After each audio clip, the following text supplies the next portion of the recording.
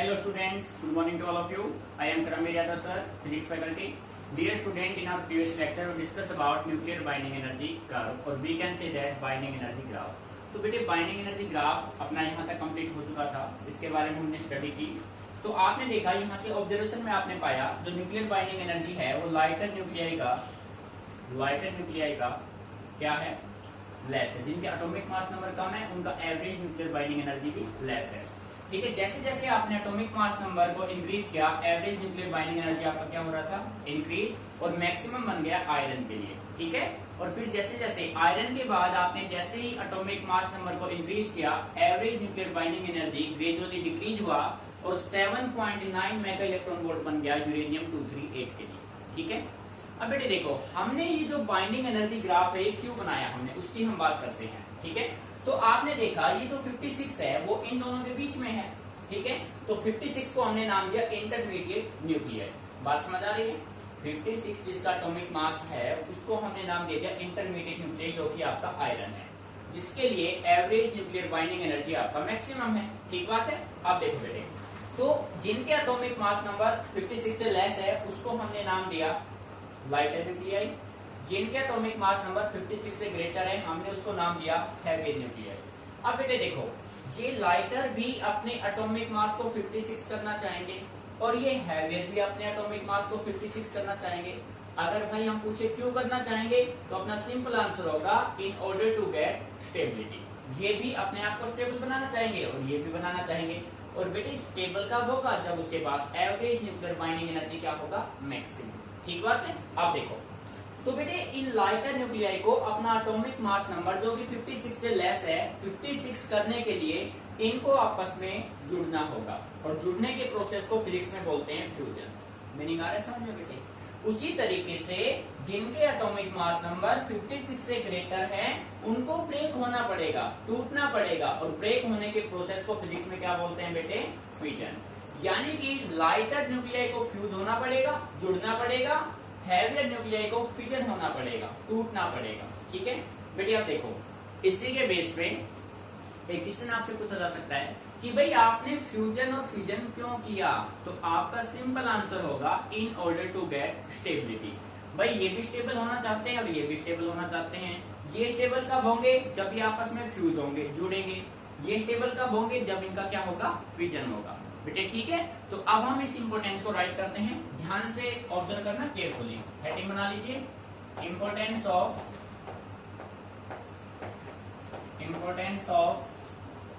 Nuclear binding energy graph. बेटे ध्यान से सुनना, ठीक है, बिल्कुल carefully. Importance of nuclear binding energy curve. तो बेटे देखो फ्रॉम, केयरफुली लिसन करना है, कंप्लीट फोकस बोर्ड पर है। ठीक है, फ्रॉम बाइंडिंग एनर्जी कर्व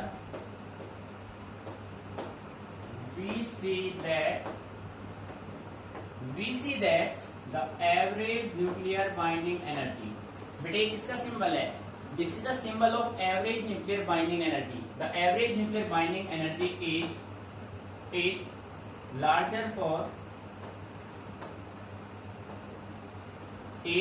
जैसे लिख लो smaller for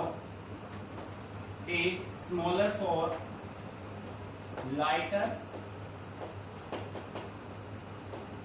or heavier nuclei as compared to the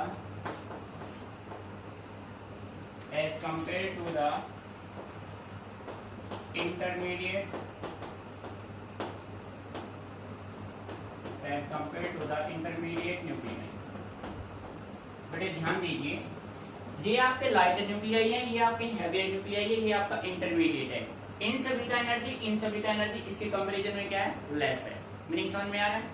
ठीक है, from binding energy curve we see that average nuclear binding energy is smaller for lighter और heavier nuclei as compare to the intermediate nuclei. ठीक है, अब बेटे जिसका average nuclear binding energy less है तो वो लेस स्टेबल होगा। तो आप ये कह सकते हैं so the lighter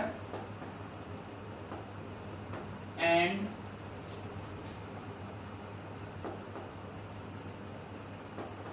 lighter and heavier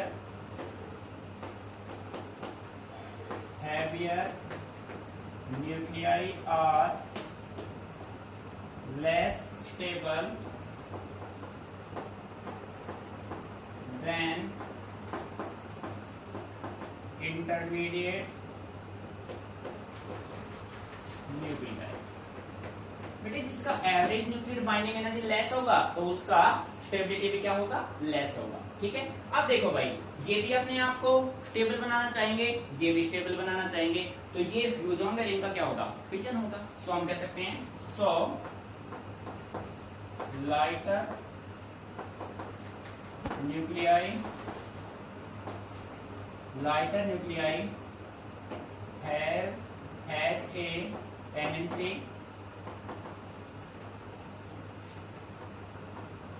has a tendency to fuse together and the heavier nuclei has a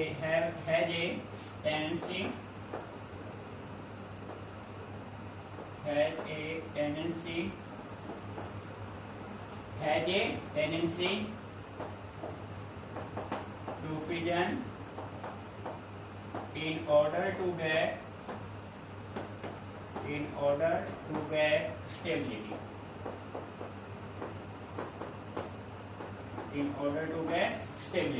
बेटे ध्यान से समझना, कुछ रटना नहीं है, कंप्लीट इस ग्राफ में गिवन है। भाई देखो, हमने कहा ग्राफ से आपने साफ देखा जो एवरेज न्यूक्लियर बाइंडिंग एनर्जी है वो लाइटर और हैवियर न्यूक्लियाई की इस इंटरमीडिएट के कंपैरिजन में क्या है, कम है, लेस है। जब न्यूक्लियर बाइंडिंग एनर्जी जिसका कम होगा वो लेस स्टेबल होगा। अब देखिए, ये लाइटर न्यूक्लियाई भी अपने आप को स्टेबल बनाएंगे और ये हैवियर भी। सो बेटे लाइटर न्यूक्लियाई को अपने आप को स्टेबल बनाने के लिए क्या करना होगा, फ्यूजन, और हैवियर को क्या करना होगा, फिजन। मीनिंग समझ में आ गया? तो बेटे कंप्लीटली ये आप नोट करेंगे इस ग्राफ के बेस पे। तो अच्छी समझ बेटे, काफी इंपॉर्टेंट टॉपिक है। 2 टाइप से यहाँ पे क्वेश्चन बनेगा। एक क्वेश्चन आपका बनेगा what do mean by nuclear binding energy and derive an expression for it, जो मास डिफेक्ट से रिलेटेड होगा, न्यूमेरिकल भी उस पे बनेगा। दूसरा जो क्वेश्चन, सेकंड जो क्वेश्चन आपका बनेगा वो आपका बनेगा बाइंडिंग एनर्जी ग्राफ से, बाइंडिंग एनर्जी कर्व से। ठीक है बेटे, वो आपका ये होगा, इसके इंपोर्टेंस, इसके ऑब्जर्वेशन और ये ग्राफ अच्छे से ड्रॉ करना है, बिल्कुल क्लियरली। ठीक है, कोई भी पॉइंट आपको समझ में नहीं आ रहा है तो आप डिस्कस कीजिए। ठीक है बेटे,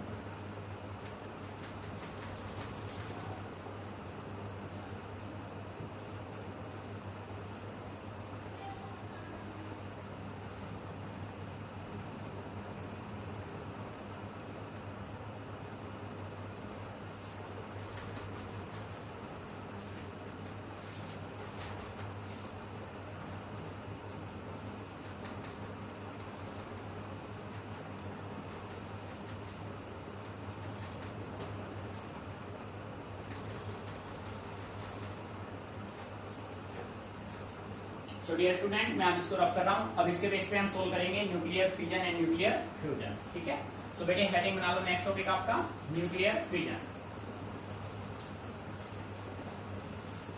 काफी इंपॉर्टेंट है ये भी, 2 मार्क्स में आ सकते हैं। हेडिंग बना लीजिए, नेक्स्ट आपका बनेगा न्यूक्लियर फिजन। पहले हम सोल्व करेंगे फिजन, फिर सोल्व करेंगे फ्यूजन। बेटे फिजन मीन्स होता है टूटना। अब देखो भाई, जब कोई भी हैवी न्यूक्लियाई अपने आप को ब्रेक करेगा, ब्रेक होगा, तो वो 2 और मोर लाइटर न्यूक्लियाई में ब्रेक होगा। समझ रहे हो ना? तो आप ये कह सकते हैं it is the phenomena of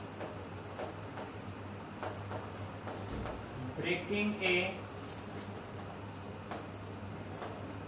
heavy nuclei, या हैवियर कह दो, heavier nuclei.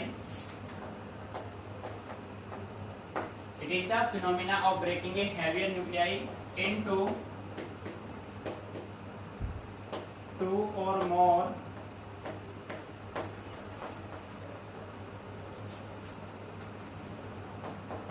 2 or more lighter nuclei with the release of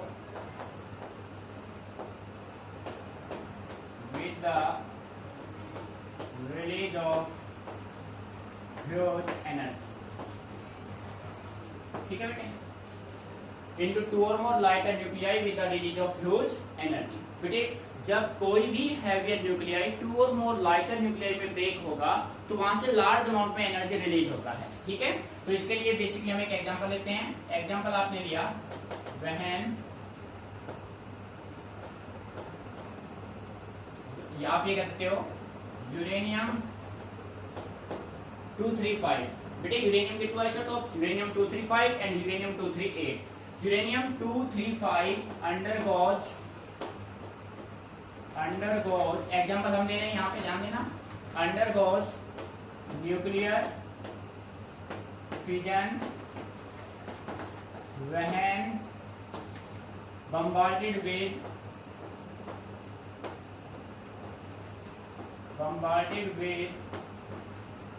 thermal neutron,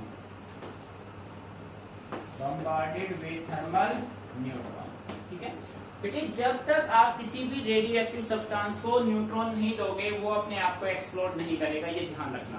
ठीक है, तो यहां से आप एक रिएक्शन ले सकते हैं। आपने लिया 92 यूरेनियम 235 प्लस 0N1। देखो बेटे ध्यान से, आपने यूरेनियम को बम्बार्ड कराया थर्मल न्यूट्रॉन के साथ। ठीक है, तो अब ये अपने आप को फिजन करेगा, अपने आप को ब्रेक करेगा। किस किस में ब्रेक करेगा? 56 barium 141 plus 36 krypton 92 plus 30N1 plus Q।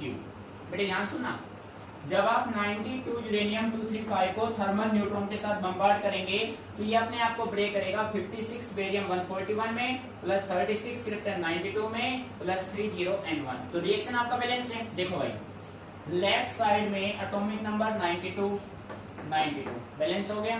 अब आप चेक करेंगे एटॉमिक मास 236, 141 और 92 बेटे कितने हो गए? 233, 30 ये तो 0, 31 1 तो 3 ऐड कर दो, 3 1 3 हो गया, तो 3 ये करेंगे तो 236, यानी कि आपका जो रिएक्शन है वो आपका क्या है? बैलेंस है।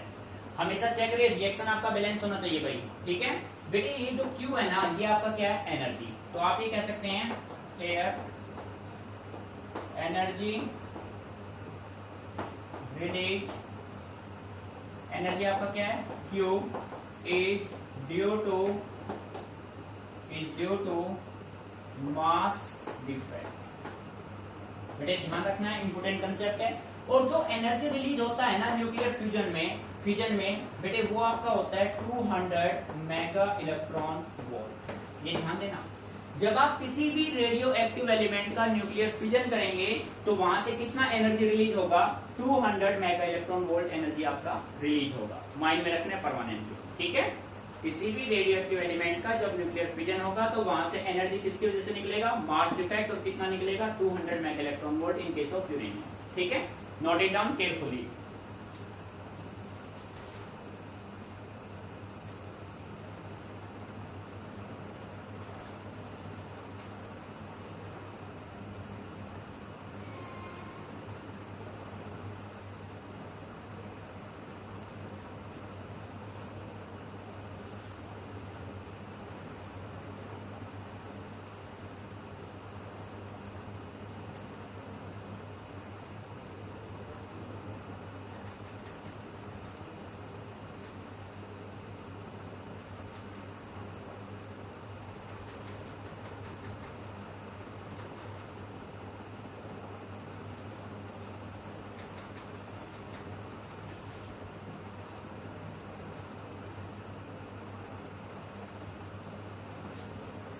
तो बेटे मैं इसको रफ कर रहा हूँ।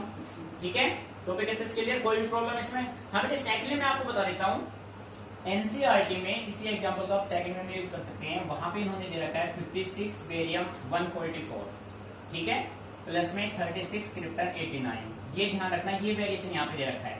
एनसीईआरटी में यहाँ पे दे रखा है 144 और यहाँ पे दे रखा है 89।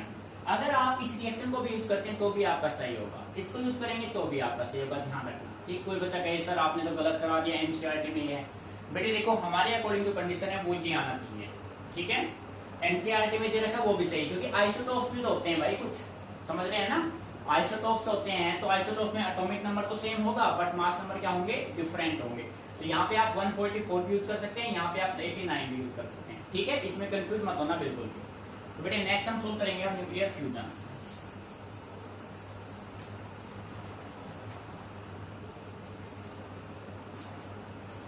बेटे देखो नेक्स्ट आप हेडिंग बना लो न्यूक्लियर फ्यूजन।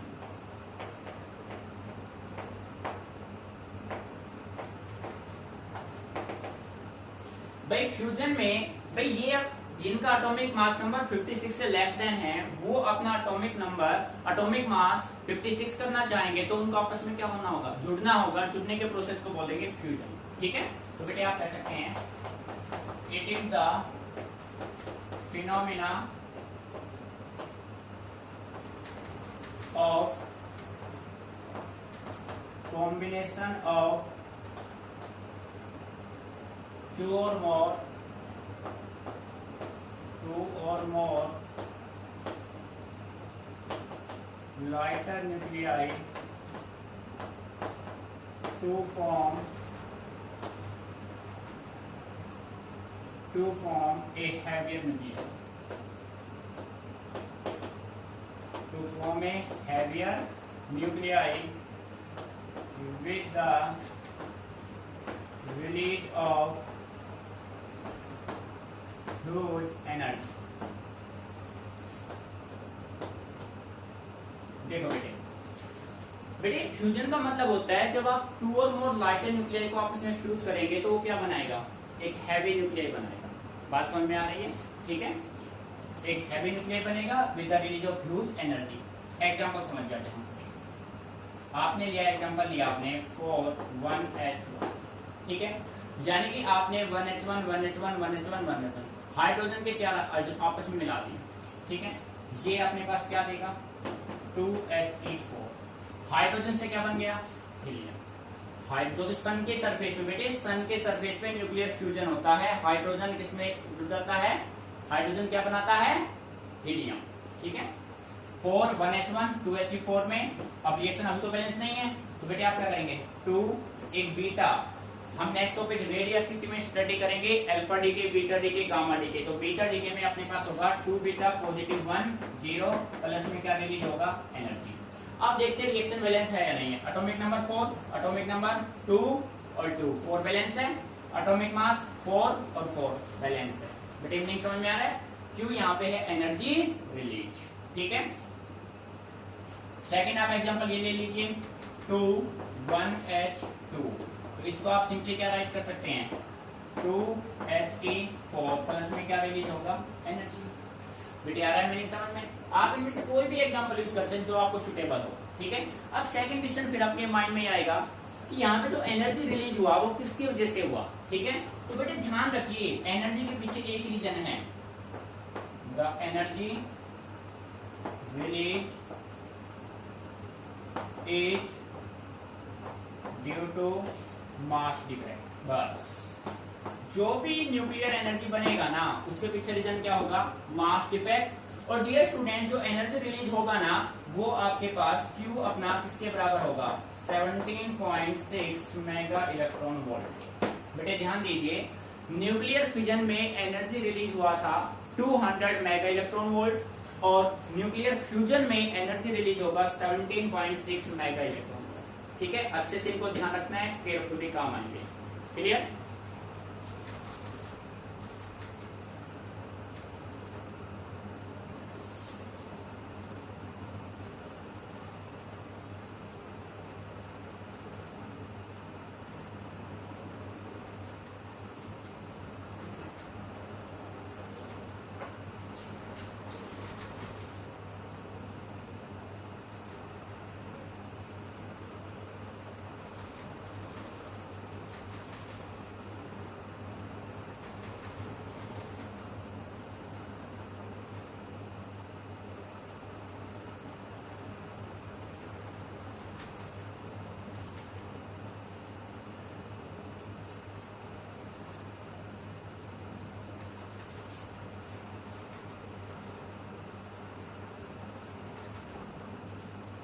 सो बेटे यहाँ तक क्लियर। नेक्स्ट टॉपिक की बात करते हैं, ठीक है।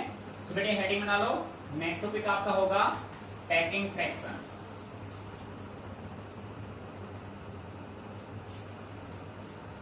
हेडिंग बना लीजिए, नेक्स्ट टॉपिक है आपका पैकिंग फ्रैक्शन। देखो बेटे ध्यान से, शॉर्टकट में इसको यूज करेंगे पीएफ, ठीक है, पैकिंग फ्रैक्शन। बेटे जो पैकिंग फ्रैक्शन होगा ना किसी भी न्यूक्लियोटाइड का, वो रेशियो होगा mass excess to the atomic mass number का। So we can say that packing fraction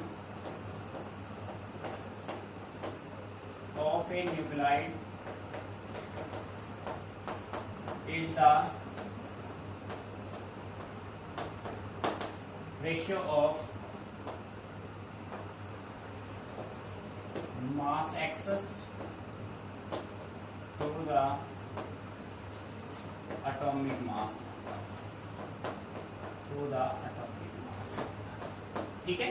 बेटे आ रहा है मीनिंग समझ नहीं, तो मैं सिंपल वे में कह सकता हूं P F packing fraction is equal to mass excess by mass excess to the atomic mass. तो बेटे मैथमेटिकली होगा m minus A by A, ठीक है। यहाँ पे जो आपका m है ना, वो है आपका एक्चुअल मास,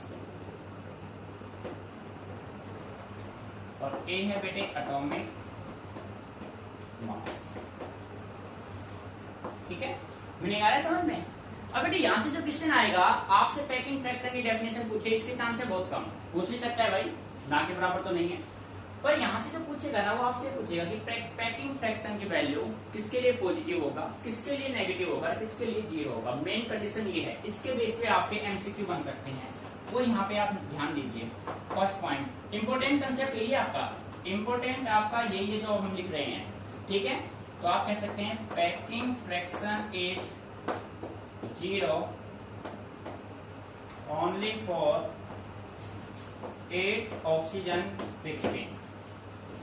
बेटे 8 ऑक्सीजन 16 आप देख रहे हैं ना न्यूक्लियर बाइंडिंग एनर्जी कर्व में, स्टेबल है। यहाँ पे जो स्टेबल होने के बाद भी इसके लिए पैकिंग फ्रैक्शन क्या होगा, जीरो होगा, ठीक है।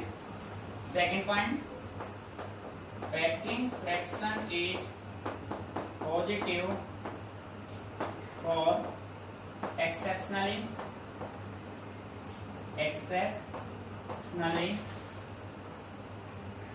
Stable nuclear.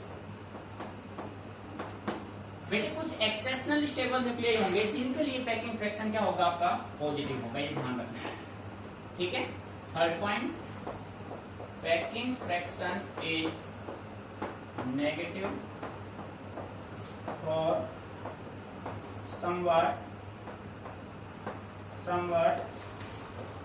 Unstable nuclear, unstable nuclear, stable unstable. बेटे सारे पॉइंट अच्छे से माइंड में सेट कर लेने हैं, ऑप्शन में भी आपको स्टेबल या अनस्टेबल ही मिलेगा, ठीक है, उसके बेस पे आप ठीक कर लेंगे। Clear, note it down.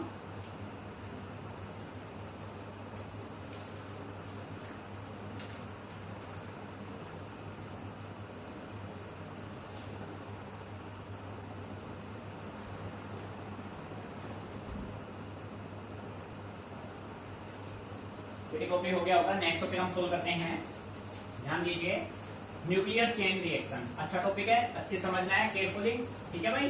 देखो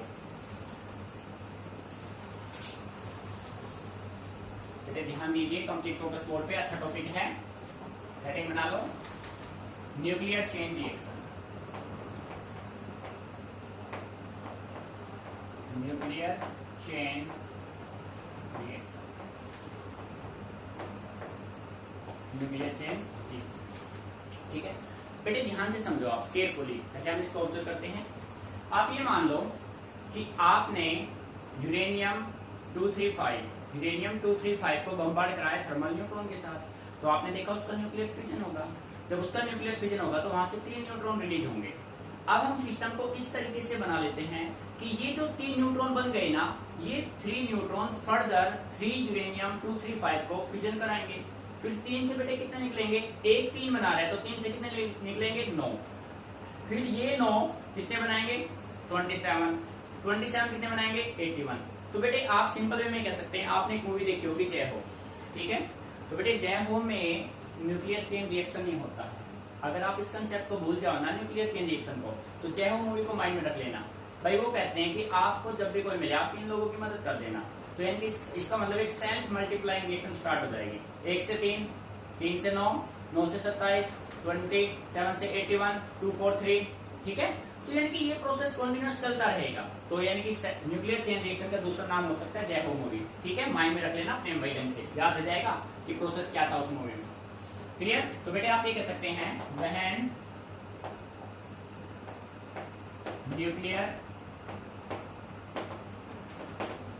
fission of 92 uranium 235 occur, then three neutrons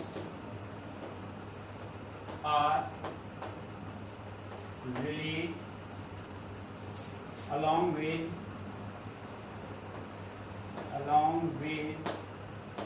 fission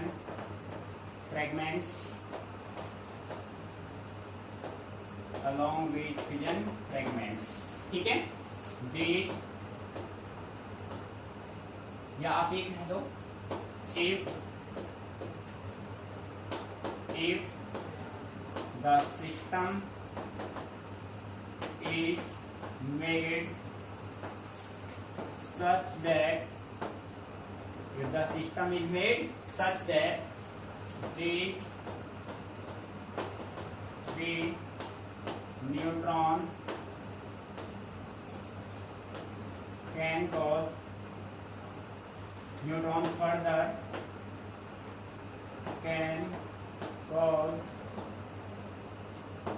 fission of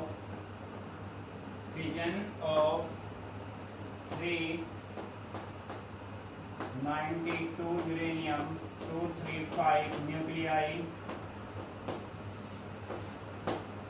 which release 9 neutron,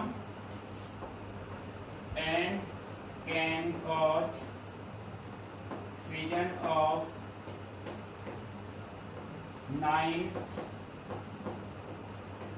92 uranium 235 and release 27 neutron. This process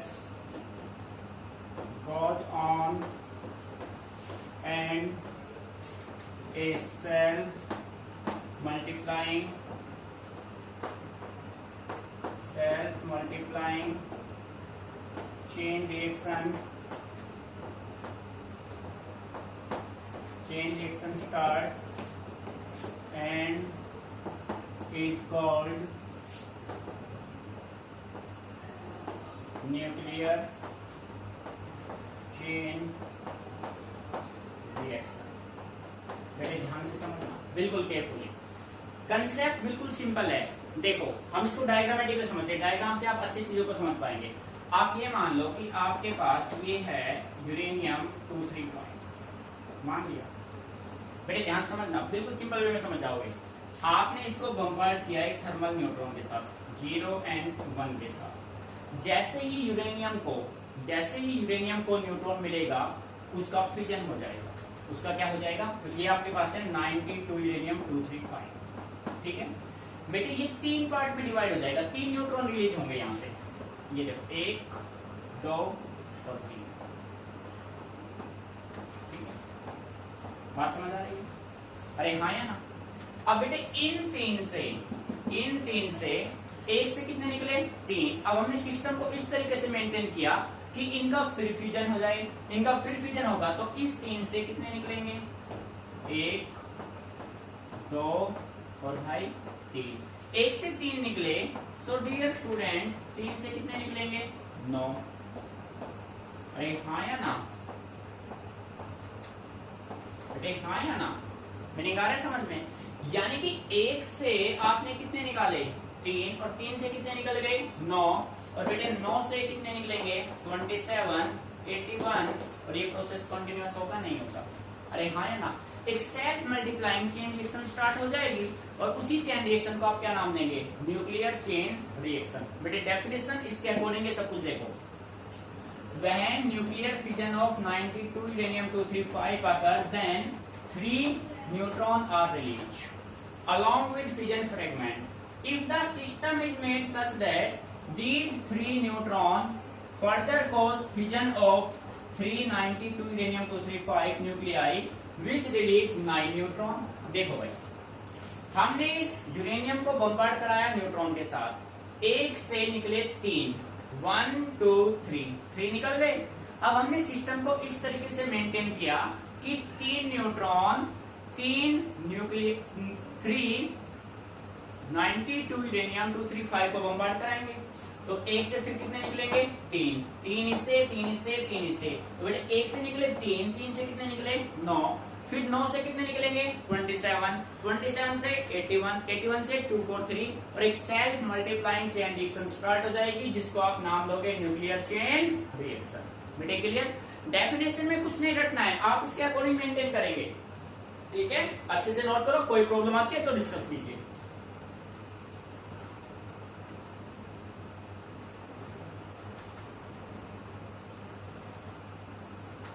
so dear student, जो आपका न्यूक्लियर चेन रिएक्शन है ना, ये आपका जय हो मूवी है। तो बेटे मूवी जो है ना, उसको आप मूवी के वे में देखो। आप ये देखो कि आपका फिजिक्स का एक 2 मार्क्स का क्वेश्चन आप सोल्व कर रहे हैं। जय हो मूवी का जो एक सिंपल कंसेप्ट उन्होंने बोला था, वो अपना न्यूक्लियर चेन रिएक्शन है कि आप एक बंदे हो तो आप 3 लोगों की मदद करो। तो 1 से 3 की होगी, 1 से 3 बने, 3 से 9 बनेंगे, 9 से 27, यानी वहां पे एक self multiplying chain reaction start होगी, जो कि अच्छा है।